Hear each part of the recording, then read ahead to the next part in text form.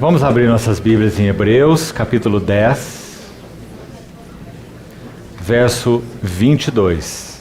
Estamos vendo os 4 apelos que têm relação com o progresso da consagração. Primeiro que já vimos, capítulo 6, verso 1, um anelo por maturidade espiritual. Sem esse anelo, não podemos prosseguir na consagração. Segundo apelo desse grupo de 4, capítulo 10, verso 22. Mais uma vez a primeira pessoa do plural. Aproximemo-nos com sincero coração, em plena certeza de fé, tendo os corações purificados da má consciência e lavado o corpo com água pura. Numa outra abordagem do livro de Hebreus, que é aquela ligada às 5 exortações, que nós nem vamos tocar nela, nesse nosso encargo específico, quando nós chegamos a esse ponto da epístola, nós estamos na 4ª exortação do livro. São 5 passagens exortativas, muito preciosas, e fazem um progresso na exortação, nos exortando contra diversos perigos espirituais. Desde a negligência, é a exortação 1, até a indiferença, é a exortação 5. Então, da negligência até a indiferença, há um grande caminho. E, por isso, o livro progride com 5 exortações, para cuidarmos com uma simples negligência, para que então não caiamos em incredulidade, em apostasia, em pecado voluntário e em indiferença. Essas são as 5 exortações. Então, quando nós chegamos a esse ponto aqui, Hebreus 10, 22, essa exortação tem a ver com viver uma vida no Santíssimo. Esse quando abordamos pelo caminho das 5 exortações. Agora, nós estamos abordando pelo caminho dos 14 apelos, é o que estamos fazendo. Então, que apelo é esse de Hebreus 10, 22? Vamos chamá-lo, usando o tema da 4ª exortação, vamos chamá-lo também de vida no Santíssimo. Se queremos prosseguir na consagração, precisamos das chaves para vivermos uma vida no Santíssimo. Por isso a obra que citamos de Andrew Murray se chama de Holiest of All, que significa o mais santo de todos, ou o Santíssimo, né? Porque somos chamados para uma vida no Santíssimo. Agora, irmãos, quais são as chaves para a vida no Santíssimo? Você sabe que no verso 19, apenas olha aí, até o verso 21, no verso 18 dessa epístola, Hebreus 10, 18, encerra-se uma sessão. Nós fizemos um esboçozinho no início, rápido, dizendo que do capítulo 4, verso 14, até o capítulo 10, verso 18, o foco é o sumo sacerdote da nossa confissão. Então, quando termina essa sessão no capítulo 10, 18, ele entra com uma palavra de exortação, como já explicamos, é a 4ª exortação. E ele vai dizer: tende, pois, irmãos, intrepidez para entrar no Santo dos Santos pelo sangue de Jesus, porque esse novo e vivo caminho, ele nos consagrou pelo véu, isto é, pela sua carne, e tendo grande sacerdote sobre a casa de Deus, então até aqui, fatos estabelecidos. Né? Versos 19, 20 e 21. Graças a Deus, aí estão os fatos. Lembrando mais uma vez um servo do passado que disse assim, isso nos ajuda muito. Na jornada espiritual, caminham sobre o muro 3 pessoas. A primeira se chama fato, a segunda se chama fé e a terceira se chama experiência. Enquanto a pessoa do meio, a fé, está olhando para o fato, ela caminha bem sobre o muro estreito. A fé olha para o fato. Mas quando a fé se volta para trás e olha para a experiência, então ela se desequilibra e cai do muro. Olhando firmemente para Jesus, o autor e consumador da fé.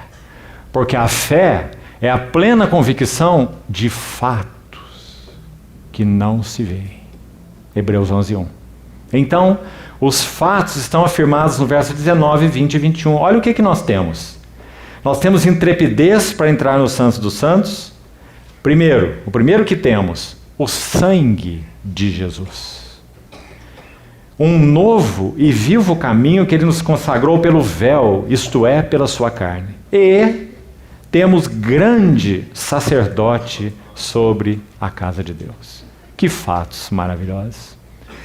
O que nos impede, como já citamos, o capítulo 4, verso 16, de nos achegar ao trono da graça, se os fatos estão aí tão convidativos? Irmãos, de novo, principalmente irmãos mais jovens, é um segredo do avanço espiritual quando nós aprendemos a compartilhar o nosso coração com o nosso Senhor Jesus no trono da graça. A palavra acheguemo-nos ou aproximemo-nos aparece em Hebreus em torno de 7 vezes. É uma das palavras importantes do livro. Capítulo 7, 25, que é considerado um dos versos chaves do livro, se não o verso-chave do livro, diz assim: por isso mesmo ele pode salvar totalmente os que por ele se chegam, ou se aproximam de Deus. Porque ele vive sempre para interceder por eles. Não é um verso maravilhoso? Não é uma garantia maravilhosa? Ele pode nos salvar totalmente, se nós por ele nos chegamos a Deus. É o apelo do chegar em Hebreus. Acheguemo-nos confiadamente, os que chegam a Deus. E aqui, aproximemos ou acheguemos, é a mesma palavra na língua original. Acheguemo-nos com um sincero coração. Então, amado irmão, é um segredo da nossa jornada com o Senhor aprendermos a compartilhar o nosso coração com Ele. Mais uma nota aqui que pode nos ajudar muito. Preste atenção. O Senhor Jesus nunca nos recomenda que nós mesmos lidemos com os vermes do nosso coração. Compreende o que isso significa? Ele nunca nos pede isso. Porque Ele sabe que esses vermes são mais fortes do que nós. Sabe o que Ele pede? Se você tem um jardim bonito numa casa, lá tem as pedras. E sobre todas elas há vermes. Porque eles detestam a luz e amam as trevas. A umidade, o subterrâneo, lá estão eles. Então o que o Senhor pede que nós façamos? Não que exterminemos os vermes, mas que simplesmente levantemos a pedra e deixemos que a luz entre. Quando a luz entra, ela se encarrega de exterminar os vermes. Esse é o segredo. Do contrário, nós vamos cair em introspecção e numa luta inútil. Parece que quanto mais confessamos os mesmos pecados, mais caímos neles. Mas qual é o segredo na jornada com o Senhor? Em Ti, ó Deus, está o manancial da vida, e na Tua luz nós vemos a luz. Isso é o Salmo 36, 9. Mas também há o Salmo 43, no mesmo sentido, uma oração maravilhosa, que diz: envia a Tua luz e a Tua verdade, para que me guiem e me levem ao Teu santo monte e aos Teus tabernáculos. Salmo 43, de 3 em diante. Observe essa linguagem. Ela é a linguagem de Hebreus 10, 22 a 25, particularmente o verso 22. É uma oração por luz enviada da parte do Senhor para lidar com os vermes que nós não conseguimos. Então, meu irmão, particularmente jovem cristão, que segredo esse? Saber que o Senhor Jesus te conhece e não há nada no teu coração que Ele não conheça. Pelo contrário, há coisas no seu coração que nem você conhece, mas que Ele já conhece. Então o segredo espiritual é aprender a nos achegar ao trono da graça e compartilhar com Ele, na medida que a luz dele vai expondo o nosso coração, porque Ele expõe dessa maneira. É um Senhor que nunca expõe para vergonha, menos ainda, nunca expõe para juízo. Ele sempre expõe de modo curador. Esse é o nosso Senhor. Então, quais são as chaves para viver no Santíssimo? Na linguagem dos 14 apelos, estamos aqui no grupo de 4. Como podemos progredir na consagração? Então vamos para as chaves. Por favor, guarde-as aí. São chaves. A primeira, aproximemo-nos. Chamamos aqui esse apelo de vida no Santíssimo. Quais são as chaves para viver no Santíssimo? Número 1, aproximemo-nos com sincero coração. Não fique driblando a Deus e nem driblando a si mesmo de Deus. Nós deveríamos aprender, quando for o caso, no acidente de percurso, pecados, nós deveríamos aprender a correr com os nossos pecados para Cristo. Nós corremos de Cristo com os nossos pecados. Compreende, irmão? Então, aproximemo-nos com sincero coração. É isso que ele requer de nós. Tu te agradas da verdade no íntimo. Que lindo. Davi escreveu aquele salmo, um dos masquilim de Davi. O salmo de confissão. Que, como dizia Calvino, toca as cordas mais profundas do nosso coração. Então, primeira chave, aproximemo-nos com sincero coração, sem máscara, sem hipocrisia. Segundo, plena certeza de fé. Vê quanto isso é importante, irmãos? Porque ele se torna galardoador daqueles que o buscam. Por isso, sem fé, é impossível agradar a Deus. Então essa é outra chave. Nós sabemos de quem nós estamos nos aproximando. Havia um livrozinho, quando eu ainda era bem jovem, eu acho que ainda existe. É uma linguagem tão simples, mas tão bonita, que você devia ler. E ele apresenta visões de Deus. E são muito interessantes. Primeiro ele põe o policial onipresente para o cristão. Então parece que ele é aquele Deus que está à espreita, como Jó ouviu naquele período de sofrimento dele, até que ele viu o Senhor face a face, né? No final do livro. Mas Jó também viu Deus como policial onipresente. Ele diz, se eu caminho aqui por algum canto, tu estás à espreita e me caças. Jó usa essa expressão, como um animal selvagem. Imagine uma concepção dessa de Deus, né? Em um outro momento, Jó vê Deus como um onipotente arbitrário. Então ele vai expondo nesse livrozinho as visões de Deus que moram no nosso coração naturalmente por causa do pecado. Nós projetamos essas imagens para Deus. Compreende, irmão? Mas o que a Bíblia diz sobre Deus? Por isso nós precisamos tanto da sua palavra. Ele não é um onipotente arbitrário e nem é um policial onipresente. Ele nos chama para nos aproximar do trono da graça com sincero coração e plena certeza de fé. Fé no quê? Particularmente aí, Hebreus 7:25, que ele pode salvar totalmente aqueles que por ele se aproximam, se achegam a Deus. Porque ele vive para interceder por eles. Deixa eu falar uma coisa rápida sobre isso. Quando o sumo sacerdote entrava no Santo dos Santos, figura de Jesus, no dia da expiação, Levítico 16, uma vez por ano, ele entrava com as 12 tribos no ombro e no peito. Lembra-se? 12 pedras no peito e 12 pedras no ombro. Havia 2 pedras de ônix, uma em cada ombreira, ligava a parte da frente com a parte de trás da paramenta do sumo sacerdote. E havia 6 tribos gravadas aqui e 6 tribos gravadas aqui, nas 2 pedras de ônix. E 12 pedras no peitoral. O que isso significa?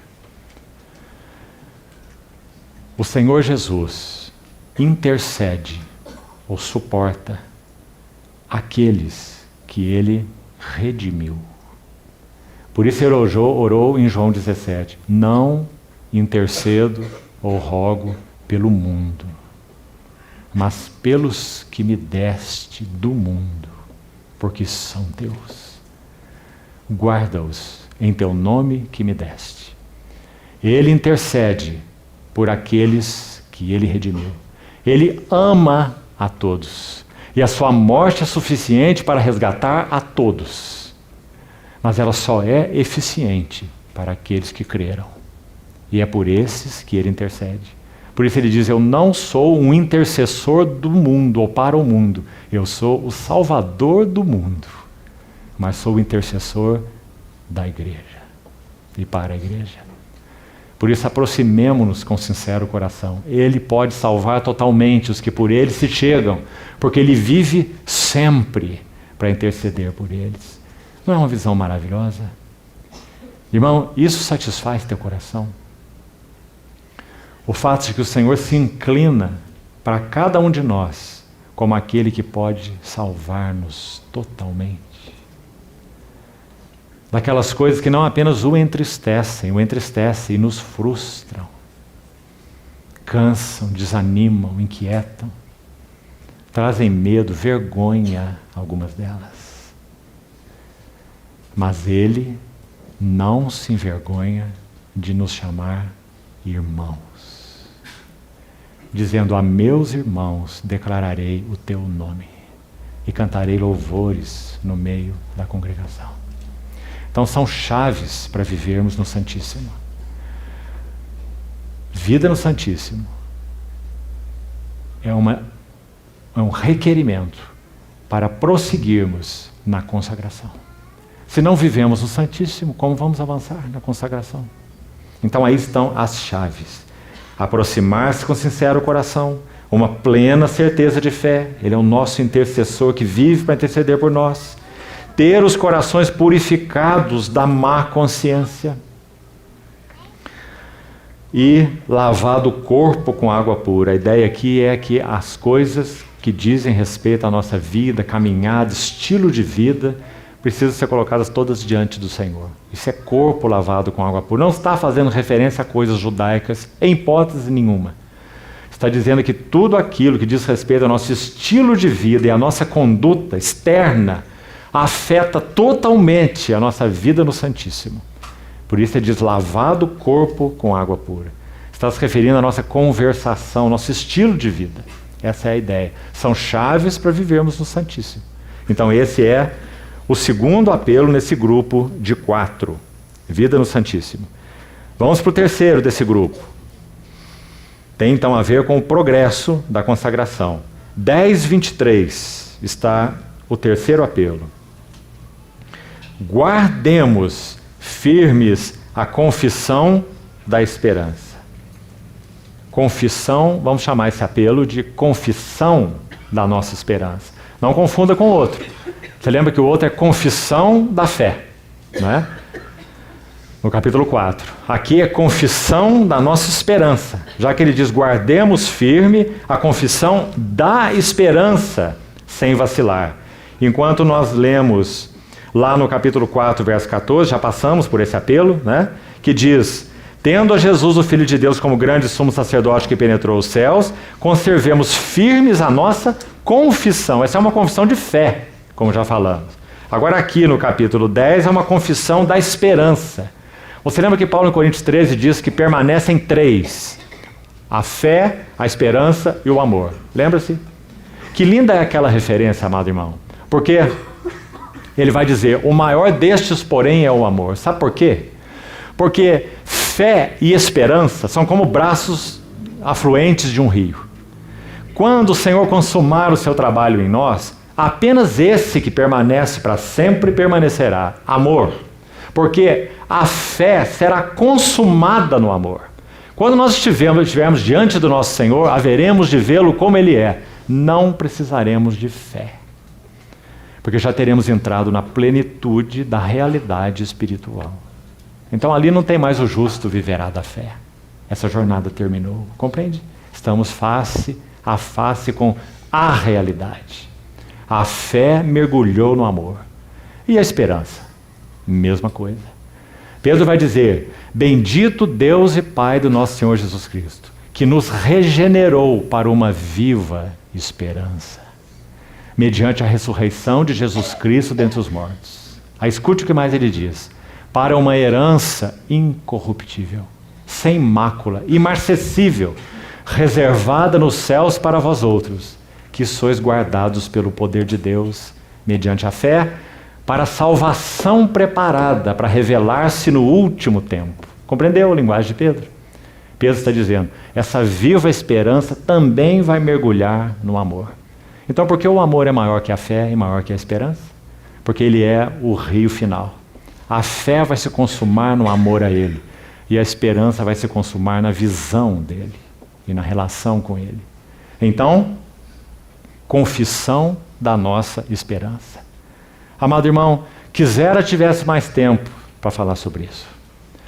A perda do elemento confissão da nossa esperança provoca no cristão mundanismo. Nossas raízes, então, são afundadas no aqui e no agora. Porque não temos mais o que Pedro chamou de viva esperança. O que Paulo chamou em Romanos 8, aquela linda carta, ele diz: na esperança de que a própria criação será redimida do cativeiro da corrupção, para a liberdade da glória dos filhos de Deus. Ora, esperança que se vê não é esperança. Então, conservemos a confissão da esperança.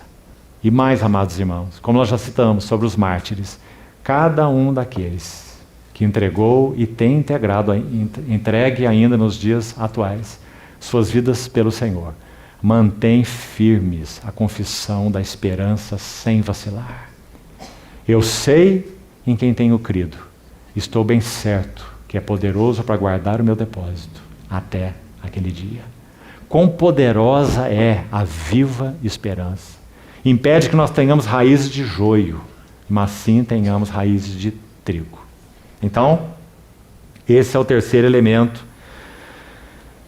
Confissão da nossa esperança, dentro desse grupo que está ligado ao progresso da consagração. Me permito aqui mais uma referência última sobre essa confissão da nossa esperança.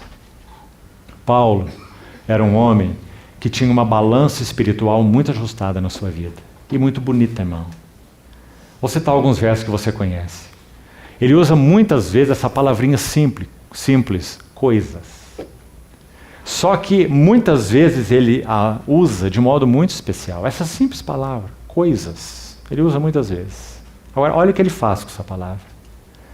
Esquecendo-me das coisas que para trás ficam e avançando para, está implícito aí, as coisas que diante de mim estão. Olha o que mais ele fala. O homem natural cogita das coisas do homem, mas o homem espiritual das coisas de Deus. Olha o que mais ele diz. Pensai nas coisas lá do alto, e não, de novo implícito, nas coisas que são aqui da terra. De novo, não atentando nós nas coisas que se veem, mas nas coisas que se não veem. Porque as que se veem são temporais, e as que se não veem são eternas. Que vaso precioso esse! Ele tinha uma balança tão ajustada na sua vida interior. E ela tinha 2 pratos. Ele colocava coisas de cá e colocava coisas de cá. E fazia a pesagem. Estou bem certo de que os sofrimentos do presente não são para comparar com a glória por vir a ser revelada em nós. Irmãos, cada um de nós precisa de uma balança espiritual ajustada. Do contrário, não vamos prosseguir na consagração. Vamos ser mundanizados, porque não temos mais uma viva esperança. Nossa esperança estariam na terra e nas coisas da terra, nos interesses da terra, nos negócios da terra, nas metas da terra. Por isso o autor de Hebreus força isso de uma maneira tão bonita. Conservemos firme a confissão da esperança. Por que ele põe isso no singular? Porque ele está se referindo a essa esperança.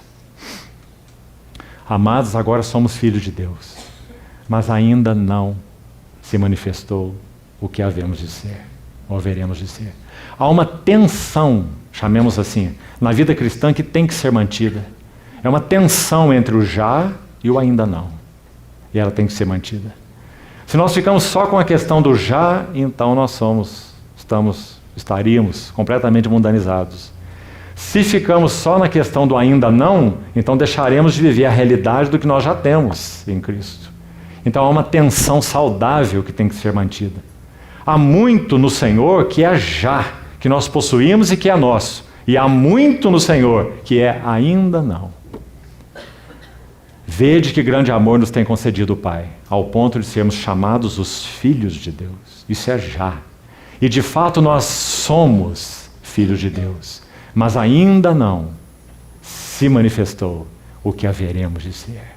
Mas quando Ele se manifestar, seremos semelhantes a Ele, porque haveremos de vê-lo como Ele é.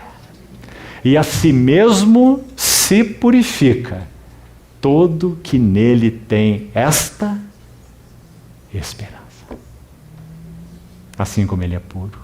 Por isso conservemos firme a confissão da esperança. Como poderosa é essa viva esperança na nossa vida como cristãos. Então, aí está o terceiro elemento, o último desse grupo. Capítulo 10, verso 24. Aqui podemos seguir rápido porque nós já compartilhamos. Consideremo-nos também uns aos outros, para nos estimularmos ao amor e às boas obras. Olha onde esse apelo foi colocado.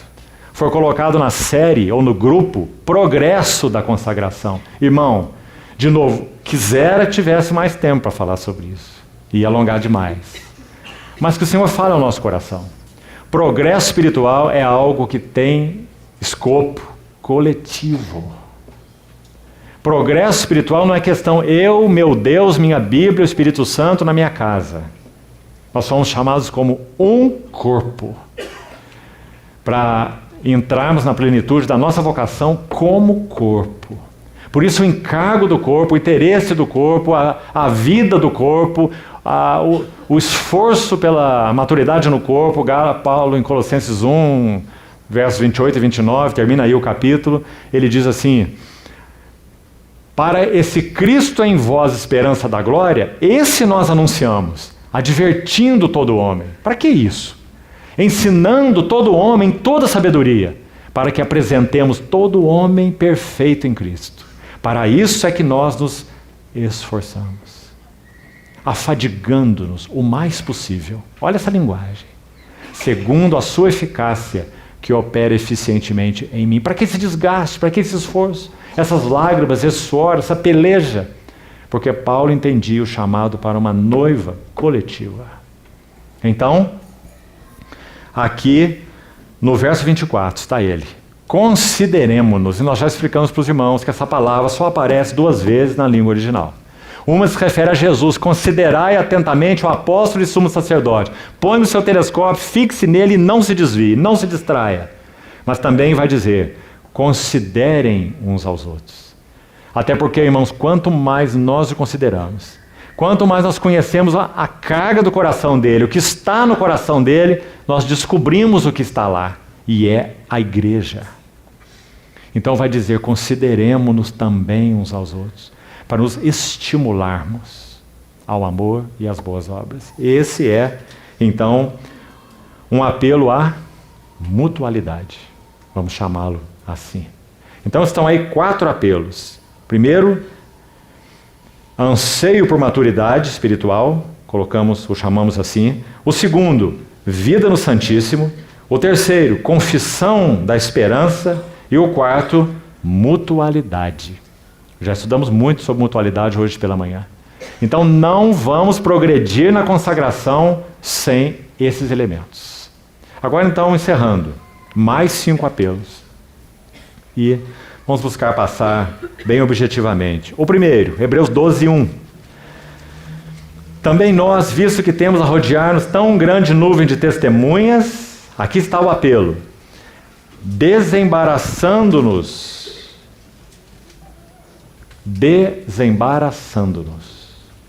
de todo o peso e do pecado que tenazmente nos assedia. Pecado, no contexto do livro de Hebreus, é usado de uma maneira muito especial, muito particular. Não é qualquer pecado, não. Pecado, na ênfase do livro de Hebreus, ele tem um nome: é incredulidade. É aquele citado lá no capítulo 3. Cuidado que não haja em vós um perverso coração de incredulidade que vos afaste do Deus vivo. Então o que é desembaraçar do pecado? É tratar com toda a esfera de incredulidade, naquilo que concerne aos fatos eternos, à pessoa do Senhor, à obra do Senhor, ao nosso chamamento, à nossa herança, né? Então desembaraçando-nos do pecado, que aqui então é incredulidade, mas também diz do peso. Muito interessante essa referência. Por favor, irmão, deixe o seu livro de Hebreus marcado aí. Abra, por favor, rapidamente em 1 Coríntios 9. Vamos entender o que é desembaraçar de peso. Desembaraçando-nos de todo peso. 1 Coríntios 9, 24. Olhe com atenção. Não sabeis vós que os que correm no estádio todos correm, mas na verdade um só leva o prêmio? Correi de tal maneira que o alcanceis. É a mesma linguagem de Hebreus. Corramos com perseverança a carreira que nos está proposta. Paulo também está falando sobre essa corrida aqui. Então ele vai dizer: todo atleta em tudo se domina, aqueles para alcançar uma coroa corruptível, nós, porém, a incorruptível. E agora ele usa uma linguagem que é exatamente coerente com o que nós falamos sobre o livro de Hebreus. O perigo, temamos, lembra-se? De não avançar à maturidade, não obter a plenitude da herança. Então ele vai dizer: assim corro eu, não sem meta. Sua meta está em Filipenses 3. O alvo, o prêmio da soberana vocação de Deus em Cristo Jesus. Então eu corro não sem meta, eu luto, mas não desferindo golpes no ar. E aqui está o que é desembaraçar de peso. Verso 27. Esmurro ou subjugo o meu corpo e o reduzo à servidão, escravidão. No caso de Paulo ele está dizendo: eu não vivo minha jornada com o Senhor dominado pelos desejos do meu corpo. Pelo contrário, subjugo o meu corpo e o reduzo a ser um servo. Aqui, irmãos, um princípio espiritual, mais um, importante. E aqui podemos falar da alma e do corpo juntos. A alma, em primeiro lugar, e o corpo, atrelado, então, eles são os melhores servos, mas eles são os piores patrões. Nunca podemos avançar na consagração se nós somos servos da nossa alma ou servos do nosso corpo. Subjugo o meu corpo e o reduzo a ser um servo. É isso que ele está dizendo. A servidão, escravidão. Para que, tendo pregado eu a muitos, não seja eu mesmo um desqualificado. Linguagem forte, irmão. Que importante. Que o Senhor nos leve a assimilá-la. Será que temos sido governados pelas paixões, desejos de nossa alma? Que sejam lícitos. Todas as coisas me são lícitas, mas nem todas me convêm. Todas me são lícitas, mas nem todas me edificam.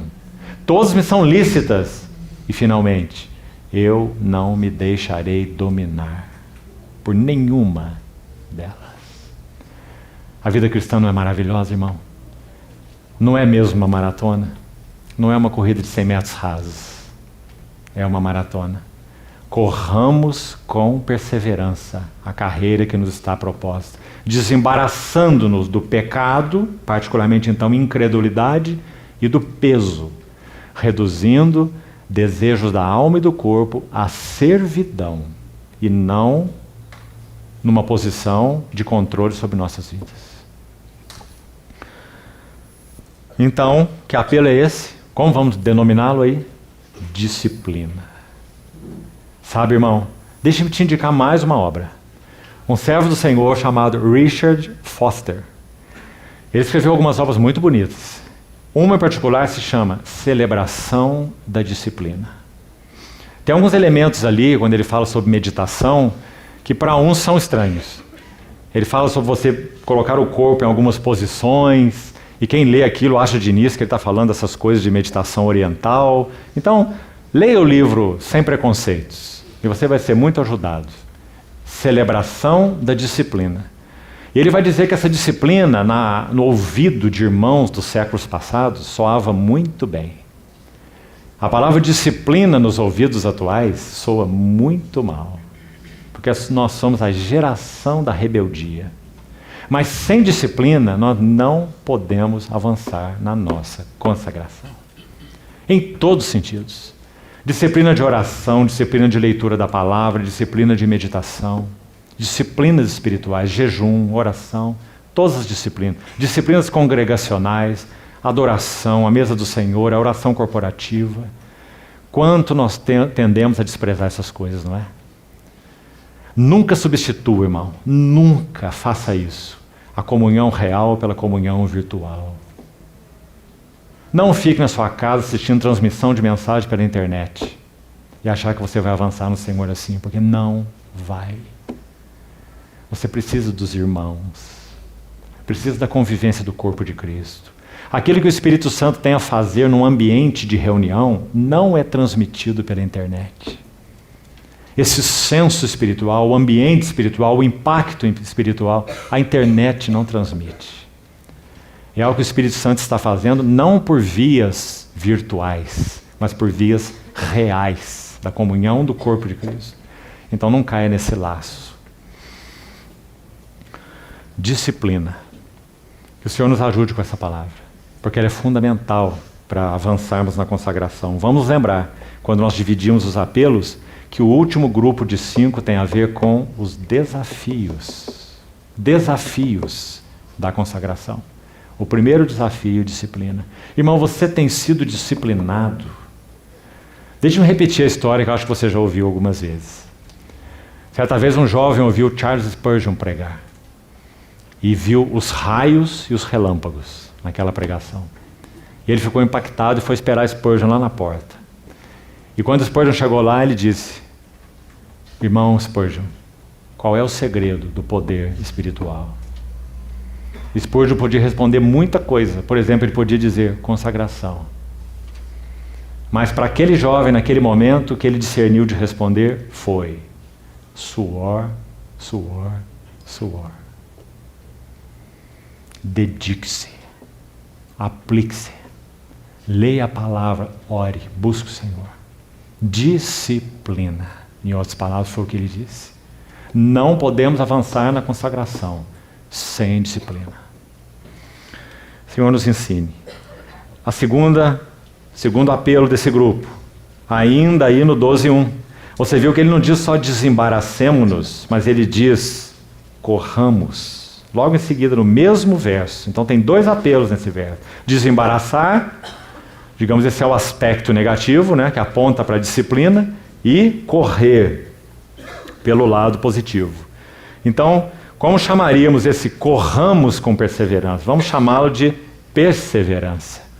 Esse é um apelo à perseverança.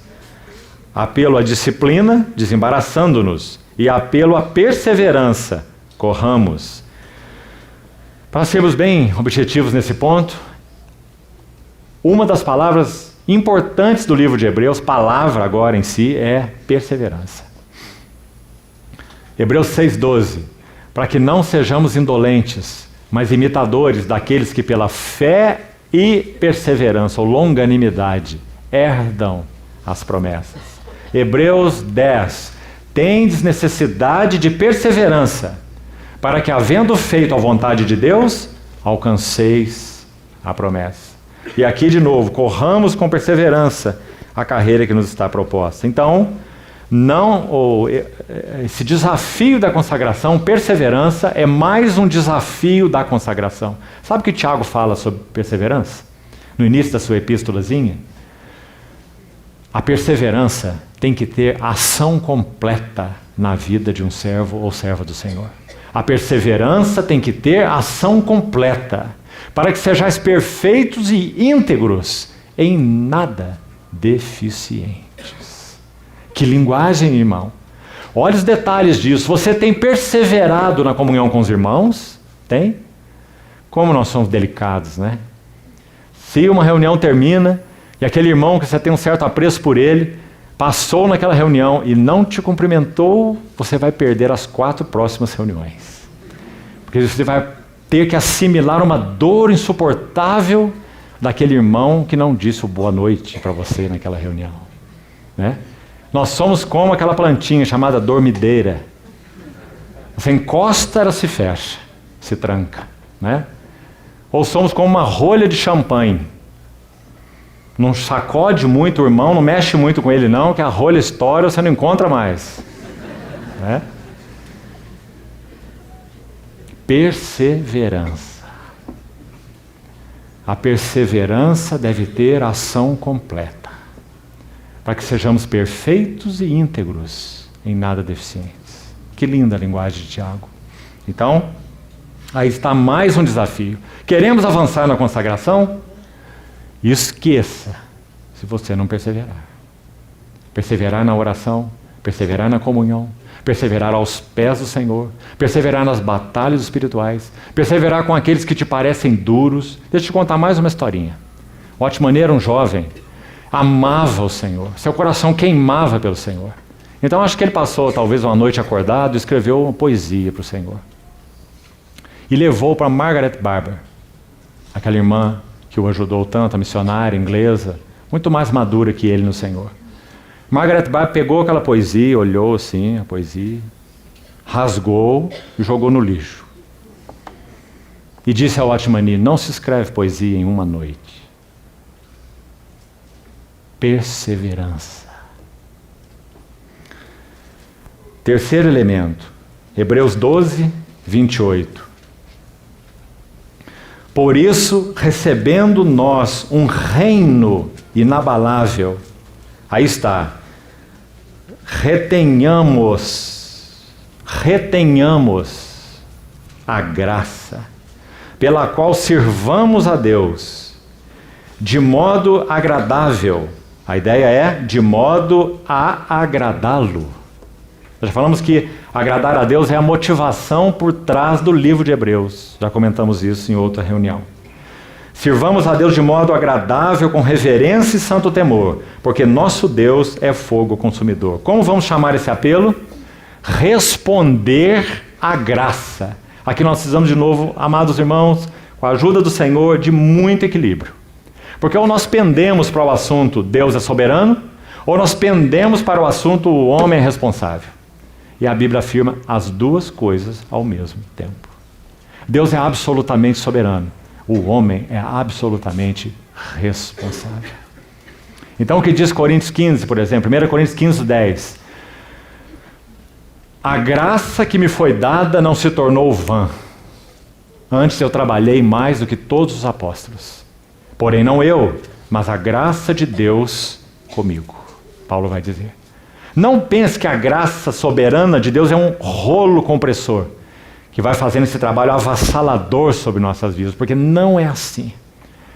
A graça soberana de Deus, ela cativará o nosso coração e pelejará por nós e levará-nos ao convencimento de muitas coisas, a, se formos necessários, esfregar nosso rosto numa parede, espiritualmente falando, para chegarmos à convicção que nós precisamos dizer sim, Senhor.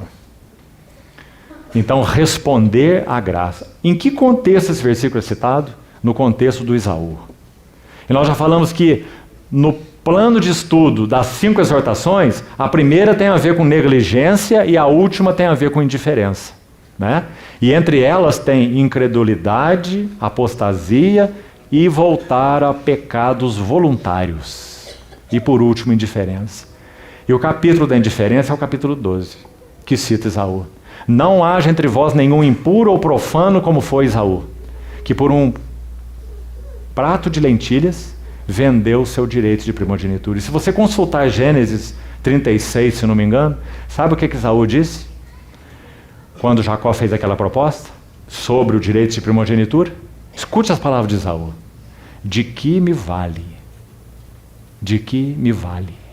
o direito de primogenitura, se eu aqui estou morrendo de fome?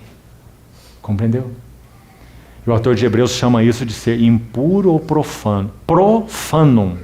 Essa palavra significa considerar o santo como sendo comum. Isso foi Esaú. Indiferença. Tanto faz o direito de primogenitura. Eu estou morrendo de fome. Se você pode satisfazer o meu apetite, que se dane o direito de primogenitura. Compreendeu? Mas o que o autor de Hebreus está dizendo?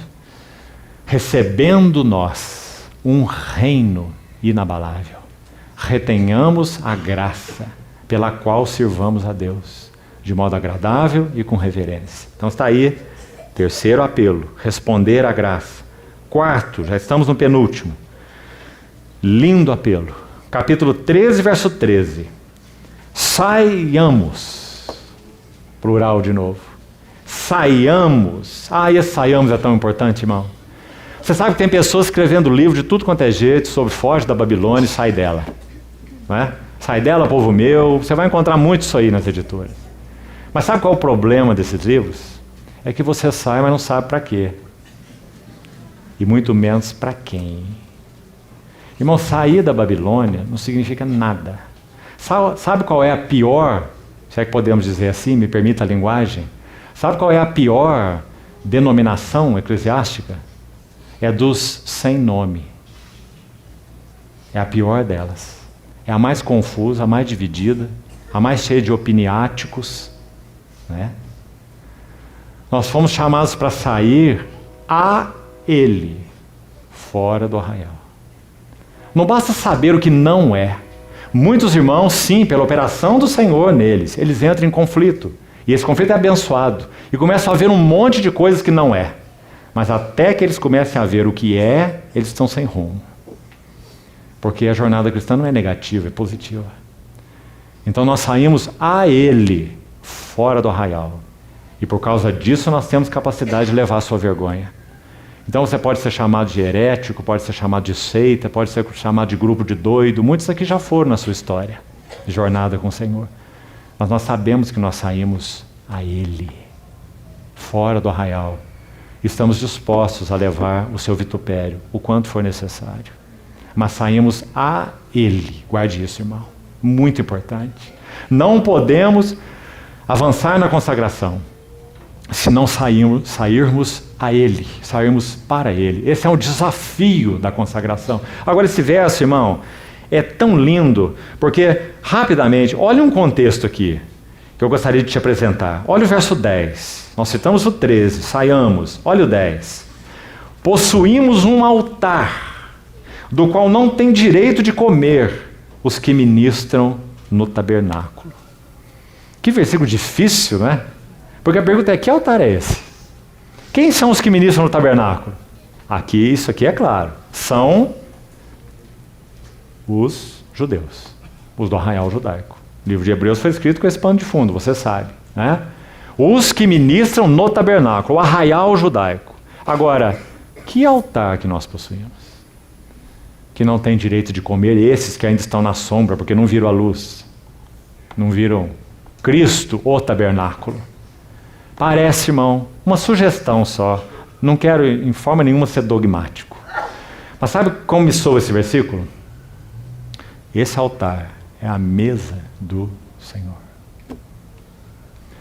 que é o reflexo direto, imediato, santo que nós temos da cruz do Calvário. A mesa do Senhor é a nossa comunhão das virtudes e efeitos da morte do Redentor na cruz. Fazei isto em memória de mim. A cruz é o altar primário, onde o Cordeiro foi oferecido.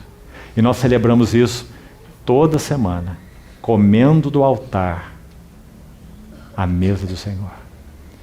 Então o autor usa uma linguagem tão linda aí, quando ele diz, possuímos um altar, onde não tem direito de comer os que ministram no santuário, porque estão nas sombras. Mas esse altar é nosso, nós o possuímos, porque o Redentor é o nosso Redentor. Então diz, saiamos a Ele, fora do arraial, levando seu vitupério. É um chamado a, como o chamaríamos aqui? Pagar o preço. Se queremos avançar na consagração, aqui está mais um desafio. Pagar o preço. Não fique tentando explicar, pôr o preto no branco, como se diz aí, justificar aqui ou ali. Leve o seu vitupério, se você saiu a Ele. E o último, quinto apelo, e aqui terminamos. Capítulo 13, verso 15. Por meio de Jesus, olha aí Jesus, a palavra simples, desacompanhada, né, enfatizando sua humanidade. Por meio de Jesus, pois, ofereçamos a Deus sempre sacrifício de louvor, que é fruto de lábios que confessam seu nome. Para concluir, temos duas coisas para dizer nesse versículo e terminamos. Primeiro, por meio de Jesus, pois ofereçamos a Deus sempre. Por que por meio de Jesus ofereçamos a Deus sempre? Não por meio das ofertas oferecidas no tabernáculo. Aquelas que eram sombras, aqueles sacrifícios tipológicos. Tudo aquilo foi cumprido nessa pessoa, Jesus. Então, por meio de Jesus, ofereçamos a Deus sempre.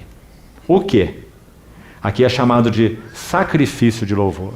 E queria terminar com uma nota aqui, irmãos, sobre esse fato. Vamos chamar, então, esse desafio aqui de sacrifício de louvor.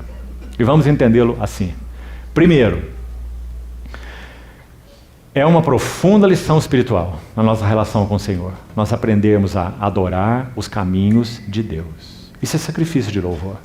Irmãos, adorar a Deus é mais fácil que adorar os caminhos de Deus para conosco.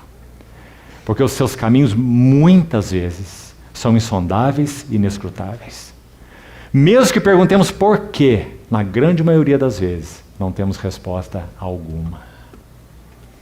Porque o desejo de Deus não é nos dar respostas, mas é nos ensinar a adorar os caminhos que Ele tem usado para tratar conosco. Adorar os caminhos de Deus. Isso é sacrifício de louvor. Então, para concluir isso, e concluindo mesmo, eu queria rapidamente ler um clássico, um hino clássico da história da igreja, sem dúvida nenhuma, embora ele não seja tão antigo assim. E é muito conhecido dos irmãos, foi traduzido em português, na verdade não é uma tradução, por isso nós vamos fazer aqui o que vamos fazer. Eu busquei fazer uma tradução a mais literal possível desse cântico na língua original, foi composto em inglês, porque nós temos uma versão em português. E a versão se chama Se Paz a Mais Doce Me Deres Gozar. Muitos aqui já ouviram esse hino. É lindo, mas é uma versão. Então ele não reflete exatamente o que o autor pôs no papel na língua original. Acho que porque não combinaria com a métrica e essas coisas da música aí. Mas vamos ver o que o autor escreveu. O cântico original se chama It's Well With My Soul. Esse é o título original. Então, primeiro uma história sobre esse hino e veja o que é sacrifício de louvor. Este hino foi escrito por um homem de Chicago chamado Horatio Spafford. Ele era um advogado bem-sucedido até que o grande incêndio devastou Chicago. Para essa cidade, a catástrofe do fogo representou o mesmo que a queda das Torres Gêmeas para Nova York, embora não tenha sido provocada por terroristas. O escritório de advocacia de Spafford também sucumbiu às chamas. Nos 2 anos seguintes, outros investimentos de Spafford deram errado e a sua riqueza pessoal acabou. Spafford havia prometido à sua família uma viagem à Europa. Mandou então que a sua esposa e as suas 4 filhas viajassem, enquanto ele tentava salvar alguns dos seus investimentos. A sua esposa e 4 filhas foram à frente. No dia em que o navio delas zarpou de Nova York, o negócio que ele ia fechar não deu certo. Ele poderia ter viajado com elas, mas naquele momento ele não sabia disso. O navio em que viajava sua família foi abalroado por outro navio no Oceano Atlântico e afundou em 12 minutos. A senhora Spafford correu ao convés com as suas 2 filhas. Mas enquanto ela tinha 4 filhas, correu ao convés com 2 filhas. Com suas filhas. Mas, enquanto o navio afundava, as crianças foram arrancadas dos seus braços e se afogaram. Ela perdeu a consciência e acordou em um barco de salvamento. Foi uma das poucas pessoas que foram resgatadas das águas geladas. Quando o navio de socorro chegou à Europa, ela enviou ao seu marido um telegrama que descrevia a tragédia com 2 palavras muito expressivas. Ela escreveu: salva sozinha. E enviou esse telegrama. Spafford foi imediatamente a Nova York, tomou o primeiro navio para encontrar a sua esposa, que já estava então na Europa. Certa noite, nessa viagem, o capitão dirigiu-se a ele e disse que eles estavam passando no local onde o navio naufragara. Em uma carta à sua irmã Rachel, ele escreveu os seus sentimentos assim: na quinta-feira passamos perto do local onde o navio naufragou, no meio do oceano. A água ali tem 3 milhas de profundidade. Mas quando eu penso nas nossas pequenas queridas, não as vejo ali. Elas estão seguras e abrigadas. As queridas ovelhinhas. E em breve também estaremos com elas. Nesse meio tempo, graças a Deus, temos a oportunidade de louvá-lo e de agradecer por seu amor, sua misericórdia por nós e pelos que amamos. Eu o louvarei enquanto viver. Que todos nos ergamos, deixando tudo e seguindo. Então ele escreveu It's well with my soul assim: quando a paz, como um rio, atravessa o meu caminho, quando tristezas como ondas do mar rolarem, qualquer que seja a minha porção, tu me fazes saber, tudo está bem com minha alma. Embora Satanás possa golpear, embora provações possam vir, possa esta bendita segurança dominar, que Cristo considera o meu desamparado estado e já derramou o seu próprio sangue por minha alma.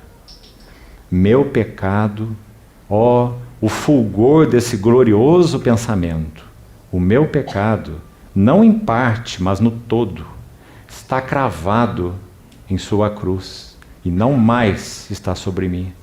Louve ao Senhor, ó minha alma.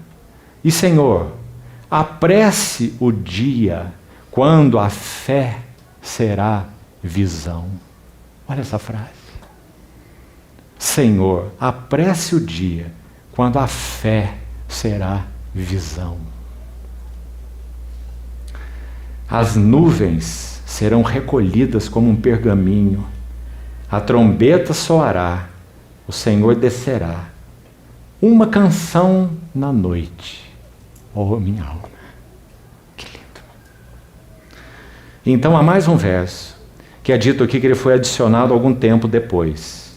E diz assim: para mim, estar com Cristo enquanto viver. Se o Jordão acima de mim se levantar, nenhuma angústia provarei. Pois na morte ou na vida, tu sussurrarás tua paz à minha alma. Que maravilha! Por meio de Jesus, pois, ofereçamos a Deus sempre sacrifício de louvor, que é fruto de lábios que confessam seu nome. Irmãos, isso é um desafio para a consagração. Não interpretar Deus pelas circunstâncias, mas interpretar as circunstâncias diante de Deus. Que o Senhor fale no nosso coração. Vamos orar, concluímos.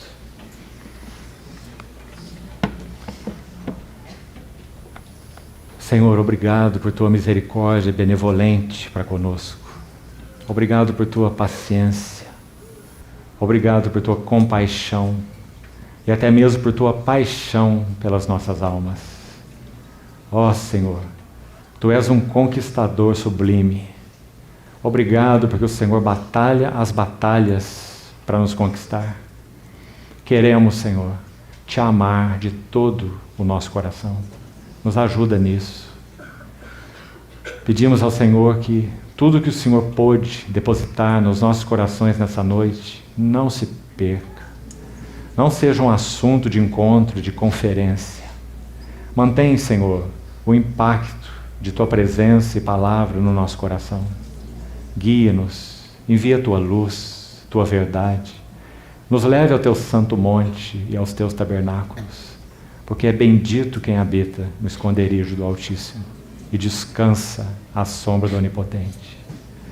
Obrigado, Senhor, por Tua fidelidade. Consagramos tudo isso a Ti. Opera em nós, por Tua graça.